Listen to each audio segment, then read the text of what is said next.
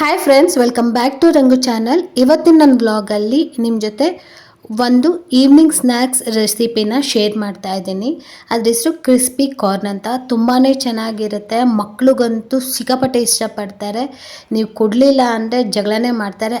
ಆ ರೀತಿ ಇರುತ್ತೆ ಟೇಸ್ಟು. ತುಂಬ ಟೇಸ್ಟಿಯಾಗಿರುತ್ತೆ. ಈಸಿಯಾಗಿ ಮಾಡ್ಬೋದು. ಜಾಸ್ತಿ ಇದಕ್ಕೇನು ಐಟಮ್ಸು ಬೇಕಾಗಿಲ್ಲ. ಕಾರ್ನ್ ಇದ್ದರೆ ಸಾಕು ಮನೆಯಲ್ಲಿ. ತುಂಬ ಈಸಿಯಾಗಿ ತುಂಬ ಬೇಗ ಟೇಸ್ಟಿಯಾಗಿ ಮಾಡ್ಬೋದು. ಇದನ್ನು ಆರಾಮಾಗಿ ಮಾಡ್ಬೋದು. ಮಕ್ಕಳಿಗೆ ಎಲ್ಲ ದೊಡ್ಡೋರ್ಗು ಈ ಮಳೆಗಾಲದಲ್ಲಿ ಸೂಪರ್ ಆಗಿರುತ್ತೆ ಈ ಸ್ನ್ಯಾಕ್ಸು. ಸೊ ಹೇಗೆ ಮಾಡೋದು ಅಂತ ನಿಮ್ಮ ಜೊತೆ ಶೇರ್ ಮಾಡ್ತೀನಿ. ವಿಡಿಯೋ ಲಾಸ್ಟ್ವರೆಗೂ ನೋಡಿ, ಎಲ್ಲಿ ಸ್ಕಿಪ್ ಮಾಡಬೇಡಿ ಅಂತ ಹೇಳ್ತಾ ಈ ವಿಡಿಯೋ ಸ್ಟಾರ್ಟ್ ಮಾಡ್ತಾ ಇದ್ದೀನಿ. ಫಸ್ಟು ಇಲ್ಲಿ ನಾನು ಸ್ವೀಟ್ ಕಾರ್ನ್ ತೊಗೊಂಡಿದ್ದೀನಿ. ಸ್ವೀಟ್ ಕಾರ್ನ ಈ ರೀತಿ ಬಿಡಿಸಿಟ್ಕೊತಾ ಇದ್ದೀನಿ. ಫಸ್ಟು ಸ್ವೀಟ್ ಕಾರ್ನ ನಾನಿಲ್ಲಿ 3 ಸ್ವೀಟ್ ಕಾರ್ನ್ ತೊಗೊಂಡಿದ್ದೀನಿ. ನಿಮಗೆ ಎಷ್ಟು ಬೇಕಾಗುತ್ತೋ ನಿಮ್ಮ ಮನೆ ಅಳತೆಗೆ ಅಷ್ಟನ್ನು ನೀವು ತೊಗೊಬೇಕಾಗುತ್ತೆ.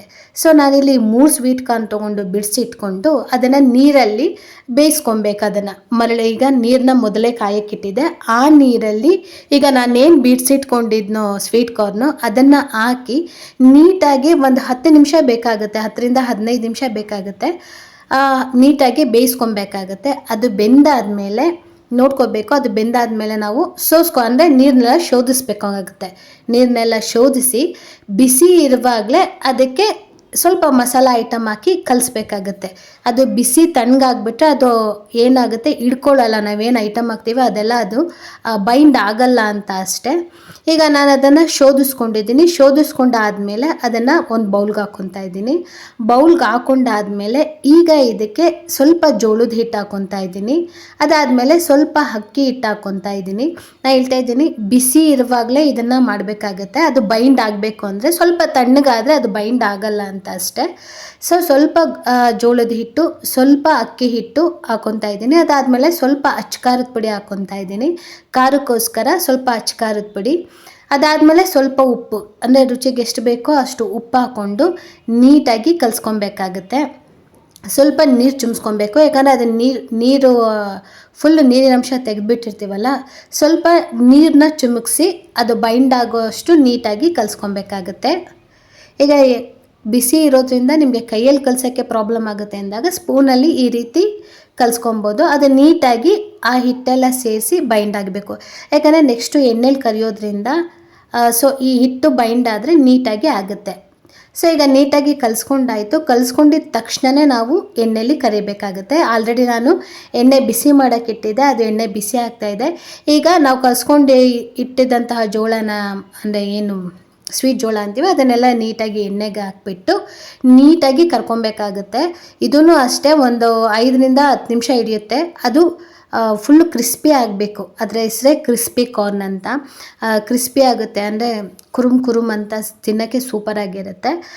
ಅದು ಕಂದು ಬಣ್ಣ ಬರಬೇಕು, ಅಂದರೆ ಲೈಟ್ ಬ್ರೌನ್ ಕಲರ್ ಬಂತು ಅಂದರೆ ಅದು ಆಗಿದೆ ಅಂತ ಅರ್ಥ.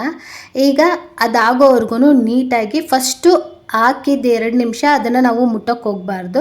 ಅದು ನೀಟಾಗಿ ಎಣ್ಣೆಯಲ್ಲಿ ಫ್ರೈ ಆಗೋಕ್ಕೆ ಬಿಟ್ಟು ಅದಾದಮೇಲೆ ಈ ರೀತಿ ನೀಟಾಗಿ ಫ್ರೈ ಆಗೋವರೆಗೂ ಕೈ ಆಡಿಸ್ತಾ ಈ ಥರ ಎತ್ತಿಟ್ಕೊಬೇಕಾಗುತ್ತೆ.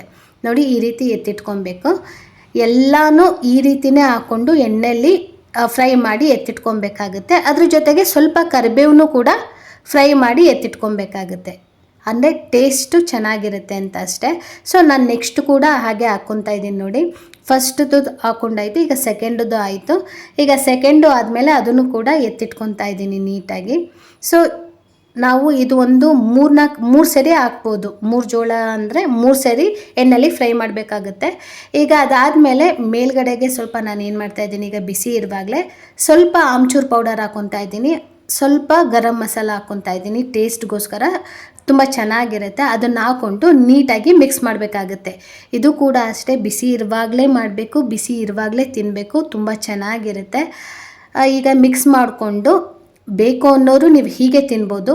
ಇಲ್ಲ ಅಂದರೆ ಈರುಳ್ಳಿ ಕೊತ್ತಂಬರಿ ಹೆಚ್ಕೊಂಡು ಇದ್ರ ಮೇಲೆ ಹಾಕಿ ನಿಂಬೆಹಣ್ಣು ಹಿಂಡ್ಕೊಂಡು ತಿಂತಾಯಿದ್ರೆ ಮಜವಾಗಿರುತ್ತೆ. ಒಳ್ಳೆ ಚಾಟ್ಸ್ ಇದು ಕ್ರಿಸ್ಪಿ ಕಾರ್ನು. ನೀವು ಸ್ನ್ಯಾಕ್ಸ್ಗೆ ಏನಾದರೂ ಹುಡುಕ್ತಾಯಿದ್ರೆ ಹೆಲ್ದಿಯಾಗಿ ಇದನ್ನು ಟ್ರೈ ಮಾಡ್ಬೋದು. ತುಂಬಾ ಚೆನ್ನಾಗಿದೆ. ಮಕ್ಕಳಿಗೆ ಅಂತೆಲ್ಲ ನಮಗೂ ಕೂಡ ಇಷ್ಟ ಆಗುತ್ತೆ. ಸೊ ನಾನು ಆಲ್ರೆಡಿ ಈರುಳ್ಳಿ ಮತ್ತು ಕೊತ್ತಂಬರಿ ಸೊಪ್ಪನ್ನ ಹೆಚ್ಕೊಂಡಿದ್ದೆ. ಅದನ್ನು ಈಗ ಏನು ಕ್ರಿಸ್ಪಿ ಕಾರ್ನ್ ಮಾಡ್ಕೊಂಡಿದ್ವಿ ಅದ್ರ ಮೇಲೆ ಹಾಕಿ ಈಗ ಸ್ವಲ್ಪ ಸ್ವಲ್ಪ ನಿಂಬೆಹಣ್ಣು ಹುಳಿನ ಇಂಟ್ಕೊತಾ ಇದ್ದೀನಿ. ಸೂಪರ್ ಆಗಿರುತ್ತೆ, ಮಸ್ತಾಗಿರುತ್ತೆ, ಮಕ್ಳಿಗಂತೂ ತುಂಬ ಇಷ್ಟ ಆಗುತ್ತೆ.